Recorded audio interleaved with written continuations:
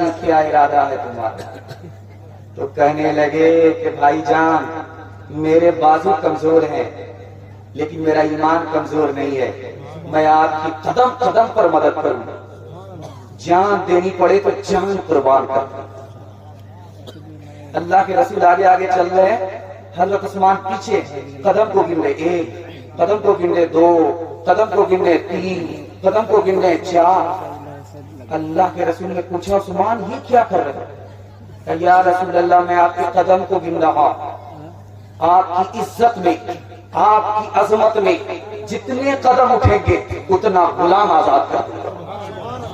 تیسرا نمونہ آپ کی خدمت میں لے کر کے آ رہا ہوں، بہت دھیان سے اس کو سنیے گا۔ فتح مکہ کا موقع ہے، آیت نازل ہوئی آج تمہارا دین مکمل ہو گیا، تو سارے لوگ ہنس رہے تھے، ایک آدمی مگر رو رہا ہے۔ سارے لوگ خوشی منا رہے ہیں، آج ہمارا دین مکمل ہو گیا۔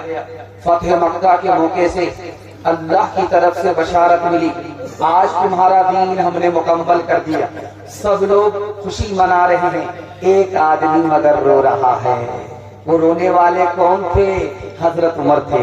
دعا کیجئے پوری ملت کی طرف سے ان کو اللہ تعالیٰ جزائے خیر عطا فرمائے۔ اللہ کے رسول نے پوچھا کہ عمر خوشی کا موقع ہے، رو کیوں رہے ہو؟ یا رسول اللہ جب کوئی چیز مکمل ہوتی ہے تو عروج ہوتا ہے، عروج کے بعد زوال ہوتا ہے۔ جب یہ دین مکمل ہو گیا تو اب یہ مٹنے جا رہا ہے، اس لیے میں رو رہا ہوں۔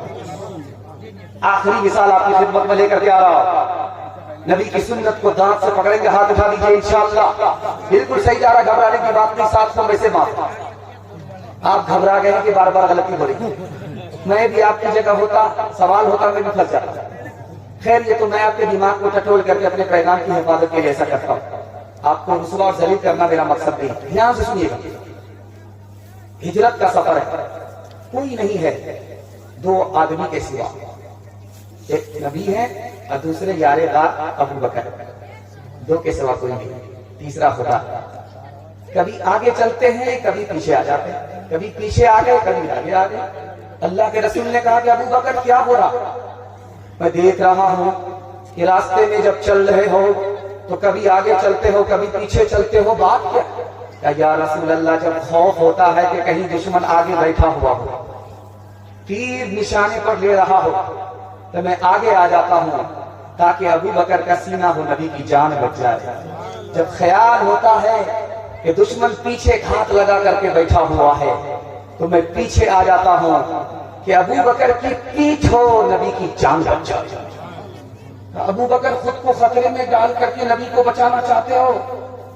تو کہا کہ یا رسول اللہ مجھے کچھ ہوگا تو میرے گھر کا نقصان ہے، اگر آپ کو کچھ ہو گیا تو پوری امت کا نقصان ہے، اس لیے خطرے میں ڈالا۔ ایک آخری مثال ہے، پیغام کو ختم کر رہا ہوں۔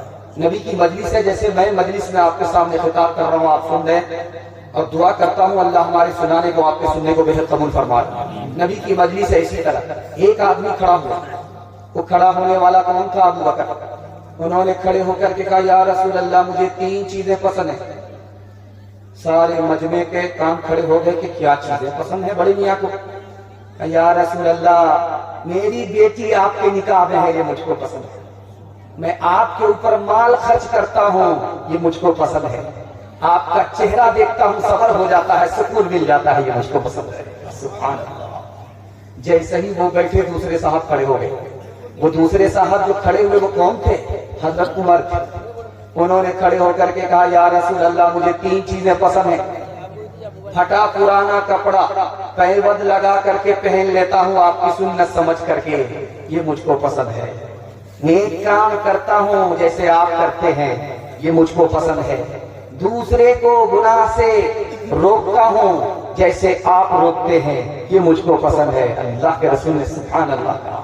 وہ بیٹھے، اب ایک تیسرا آدمی کھڑا ہوا، یہ کون تھے؟ حضرت عثمان۔ کھڑے ہو کر کے کہا یا رسول اللہ مجھے تین چیزیں پسند ہیں، قرآن کی تلاوت کرنا، بھوکے کو کھانا کھلانا، ننگے کو کپڑا پہنا۔ اللہ کے رسول نے کہا سبحان اللہ۔ وہ بیٹھے، چوتھا آدمی کھڑا ہوا، حضرت علی کھڑے ہوئے کہ یا رسول اللہ مجھے تین چیزیں پسند ہیں، गर्मी का रोजा रखना ये मुझे पसंद है, दुश्मन से मुकाबला करना ये मुझे पसंद है, दुश्मन से मुकाबला करना ये मुझे पसंद है, कोई मेहमान आ जाए तो उसकी मेहमान नवाजी करना ये मुझे पसंद है। इंशाअल्लाह हम घर में रहेंगे, दरवाजे पर मेहमान होगा, मेरा बेटा कहेगा कि बाप घर में नहीं है, हाथ उठा दीजिए, बिल्कुल सही जा रहा है। खैर माशाअल्लाह, जिस ब्रेक मार करके आपने साबित कर दिया कि आप जगह पर ही हैं।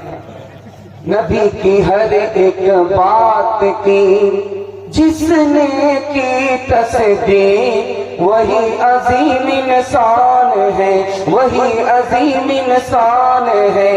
अबू बकर सिद्दीक, अबू बकर सिद्दीक। अरब के काफिर सूरमा हो गए सब मत को, जब से नबी के हो गए यार उमर फारूक, यार उमर फारूक। मलते रह गए हाथ सब बड़े बड़े धनवान, नबी पे सब कुछ वार के गनी हुए उस्मान, गनी हुए उस्मान। बिस्तर पर सरकार के अली सो गए यार, हिजरत की शब रह गए दुश्मन हाथ पसार, दुश्मन हाथ पसार। इल्म के शहर रसूल है, अली है उसके दुआर। निस्बत खुली किताब है, पढ़ ले जग संसार, पढ़ ले जग संसार। कुरान के हवाले से ये जलसा है, इस्लाह मुआशरा के हवाले से ये जलसा है। तो कुरान के हवाले से पैगाम मैं आपको सुनाने के लिए जा रहा हूँ। ये दूसरा पैगाम है और बहुत खूबसूरत माहौल है। कबूलियत की घड़ी में जलसा पहुंच गया है। अल्लाह कुरान से हम सबको 100% रिश्ता नसीब फरमाए। ध्यान से सुनिएगा, जल्दी से निकल जाएगा। एक नुक्ते की बात सुनिए, इसको याद रखिए, कुछ याद रहे या ना रहे। कैसे पता चलेगा कि हमारी दुआ कबूल हो रही है नहीं हो रही? मैं 1 मिनट में आपको इसका राज बता दूं, आपको पता चल जाएगा। कैसे पता चलेगा कि खुदा हमसे राजी है? 1 मिनट में इसका जवाब आ रहा, मैं आपको बता रहा हूं। कैसे पता चलेगा कि मेरा दिल जिंदा है मुर्दा है? इसका भी राज मैं आपको बताने के लिए जा रहा हूं। हमारी दुआ कैसे कबूल होगी? ये भी कुरान से पता चलेगा। हमारा दिल जिंदा है या मुर्दा है? ये भी कुरान से पता चलेगा। खुदा हमसे राजी है या नाराज है? ये कुरान से पता चलेगा। कैसे? मैं आपको बता रहा हूं। अगर कुरान की तिलावत नहीं है, कुरान पर अमल नहीं है, तो मतलब साफ है कि हमारी दुआ कबूल नहीं होती है। कुरान से हमारा रिश्ता नहीं है तो समझ जाइए खुदा से हमारा कोई रिश्ता ही नहीं है। तीसरी बात, अगर हमारे दिल में कुरान है तब तो ये दिल जिंदा है। अगर दिल से कुरान निकल गया तो ये हमारा दिल मुर्दा है। यही वजह है कि मुर्दा को जगाइए, वो जागता नहीं है। अगर सोया हुआ होता तो जाग जाता। हमारा दिल अगर सोया हुआ होता तो जलसे से जाग जाता, जलसे के बाद भी नहीं जागता है। इसका मतलब है कि कुरान हमारे दिल से निकल चुका। एक बात याद रखिए, एक राज आपको बता रहा हूं। आपका बच्चा मास्टर भी बनेगा, आपका बच्चा हाफिज भी बनेगा। काम वो करना है जो मैं बता रहा हूं। सब काम पहले करेंगे, शादी बाद में करेंगे। हाथ उठा दीजिए। एक बूढ़ा ने सब पढ़ा करके हाथ उठाया। बताइए कौन सी दूसरी शादी करेंगे? ध्यान से सुनिएगा, जवानों के हवाले से पैगाम। एक बात सुनिएगा ध्यान से। आप चाहते हैं कि आपका बच्चा स्कूल में भी तालीम हासिल करे, मदरसे में भी तालीम हासिल करे, हाफिज कुरान हो जाए। राज में बता रहा हूं, आप अमल करके देख लीजिए। आपका बच्चा एक वक्त में मास्टर भी होगा, हाफिज भी होगा। 5 साल स्कूल में पढ़ा लिया, स्कूल में बच्चे को 5 साल पढ़ा। जब वो 5 साल मुकम्मल कर ले स्कूल में, तो स्कूल से निकाल करके उसको 3 साल के लिए आप मदरसे में दाखिला। 3 साल में वो हाफिज हो जाएगा। जानते हैं हाफिज होने के बाद क्या होगा? उसका दिमाग इतना तेज होगा, इतना तेज होगा जैसे पत्थर पर चाकू तेज होता। जब आपका बच्चा हाफिज बन जाए तो आप उसको मदरसे से निकाल करके स्कूल में दाखिल कर दीजिए। 3 साल का जो गैप हुआ आप ट्यूशन कराइए। वो बच्चा सबको पीछे छोड़ देगा, सबसे आगे निकल जाएगा। क्यों?